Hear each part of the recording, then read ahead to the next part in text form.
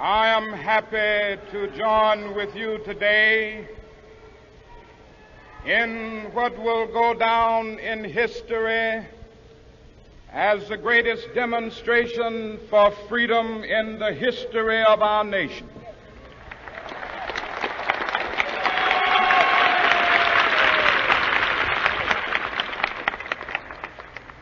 Five score years ago,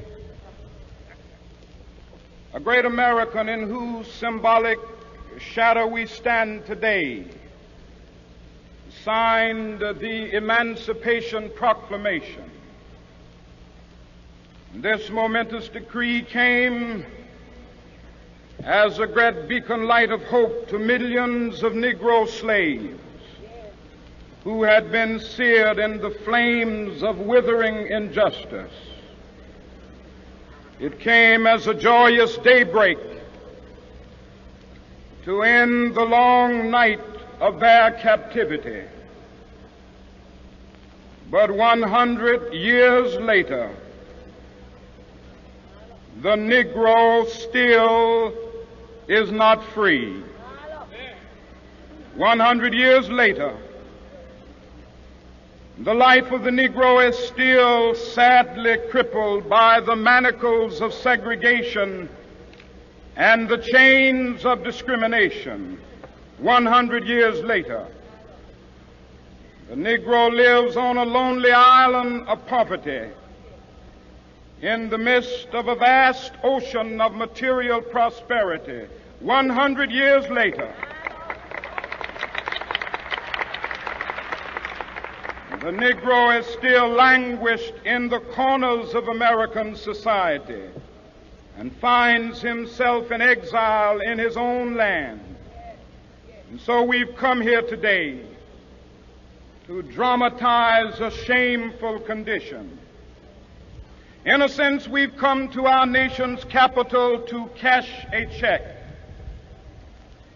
When the architects of our republic wrote the magnificent words of the Constitution and the Declaration of Independence, they were signing a promissory note to which every American was to fall heir.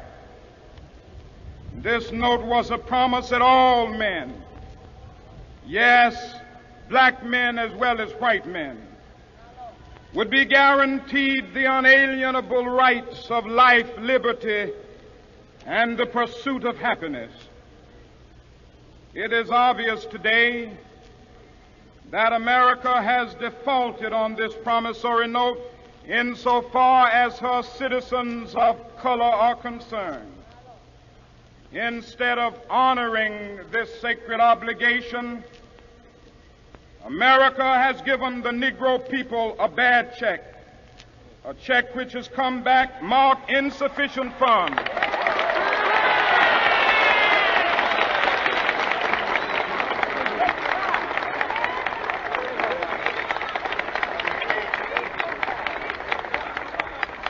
But we refuse to believe that the Bank of Justice is bankrupt. We refuse to believe that there are insufficient funds in the great vaults of opportunity of this nation. And so we've come to cash this check, a check that will give us upon demand the riches of freedom and the security of justice.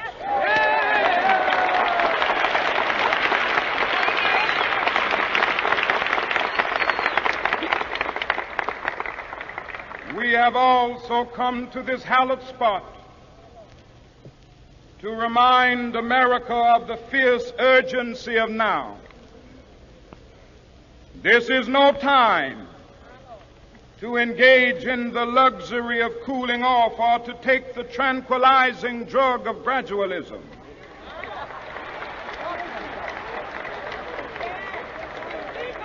Now is the time to make real the promises of democracy. Now is the time to rise from the dark and desolate valley of segregation to the sunlit path of racial justice. Now is the time. to lift our nation from the quicksands of racial injustice to the solid rock of brotherhood. Now is the time to make justice a reality for all of God's children. It would be fatal for the nation to overlook the urgency of the moment. This sweltering summit of the Negro's legitimate discontent will not pass until there is an invigorating autumn of freedom and equality. 1963 is not an end, but a beginning. Those who hope that the Negro needed to blow off steam and will now be content will have a rude awakening if the nation returns to business as usual.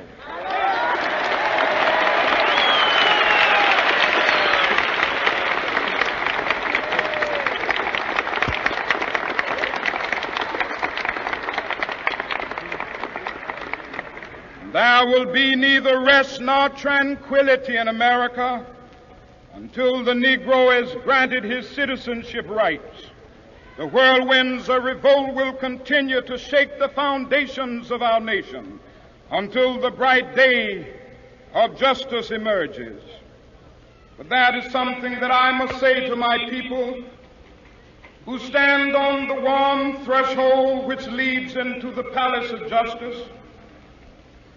In the process of gaining our rightful place, we must not be guilty of wrongful deeds. Let us not seek to satisfy our thirst for freedom by drinking from the cup of bitterness and hatred.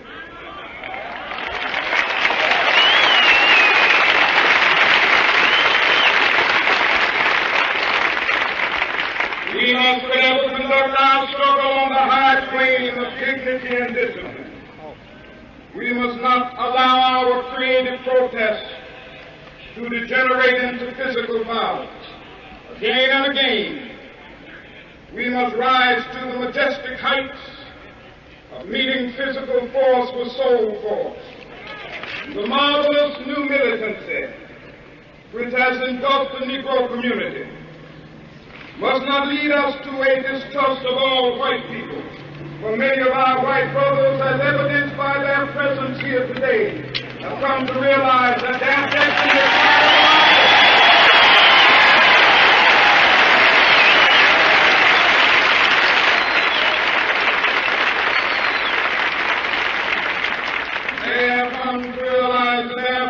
is inextricably bound to our freedom. We cannot walk alone. As we walk, we must make the pledge that we shall always march ahead.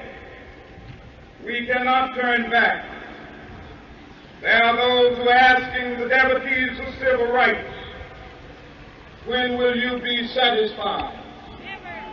We can never be satisfied as long as the Negro is the victim of the unspeakable horrors of police brutality.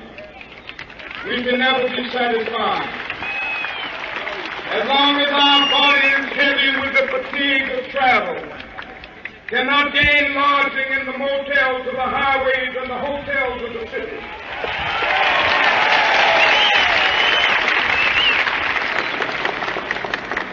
We cannot be satisfied as long as a Negro in Mississippi cannot vote and a Negro in New York believes he has nothing for which to vote.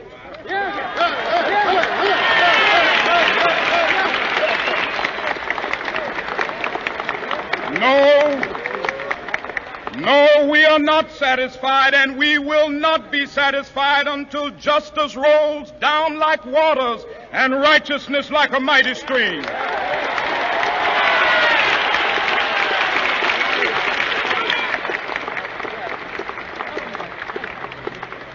I am not unmindful that some of you have come here out of great trials and tribulations. Some of you have come fresh from narrow jail cells. Some of you have come from areas where your quest for freedom left you battered by the storms of persecution. and staggered by the winds of police brutality. You have been the veterans of creative suffering. Continue to work with the faith that unearned suffering is redemptive. Go back to Mississippi. Go back to Alabama. Go back to South Carolina. Go back to Georgia. Go back to Louisiana. Go back to the slums and ghettos of our northern cities, knowing that somehow this situation can and will be changed. Let us not wallow in the valley of despair. I say to you today, my friend,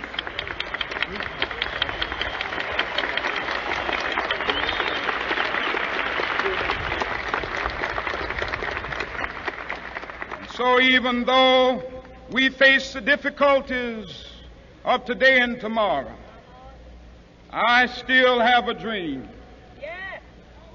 It is a dream deeply rooted in the American dream.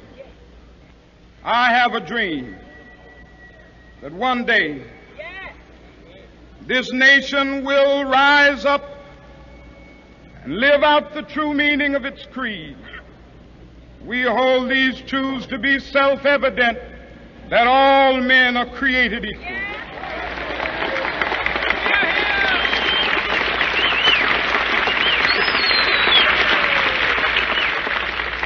I have a dream that one day on the red hills of Georgia, the sons of former slaves and the sons of former slave owners will be able to sit down together at the table of brotherhood. I have a dream that one day even the state of Mississippi, a state sweltering with the heat of injustice, sweltering with the heat of oppression, will be transformed into an oasis of freedom and justice. I have a dream that my 4 little children will one day live in a nation where they will not be judged by the color of their skin, but by the content of their character. I have a dream today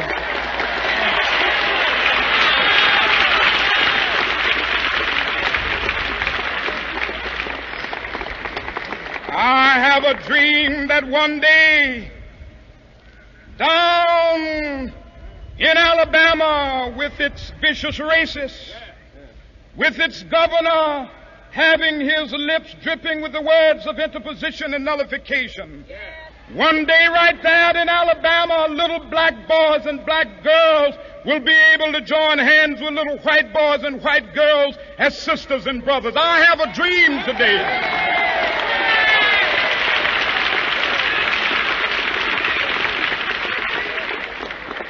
I have a dream that one day every valley shall be exalted, and every hill and mountain shall be made low. The rough places will be made plain, and the crooked places will be made straight. And the glory of the Lord shall be revealed, and all flesh shall see it together.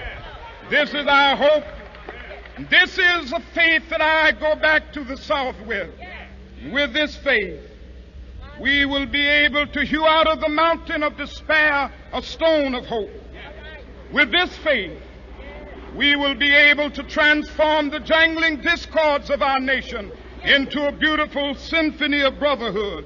With this faith, we will be able to work together, to pray together, to struggle together, to go to jail together, to stand up for freedom together, knowing that we will be free one day.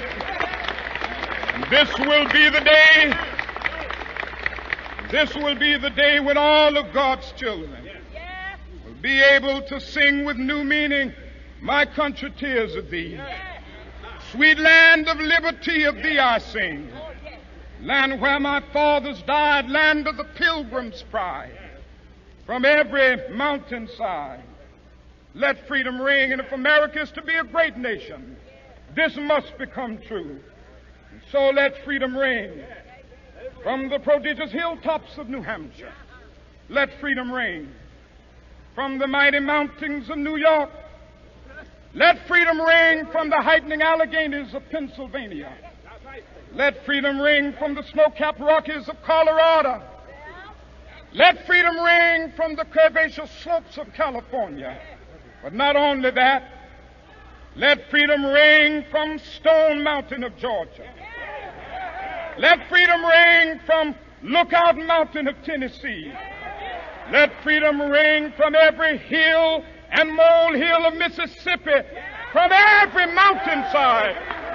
Let freedom ring, and when this happens,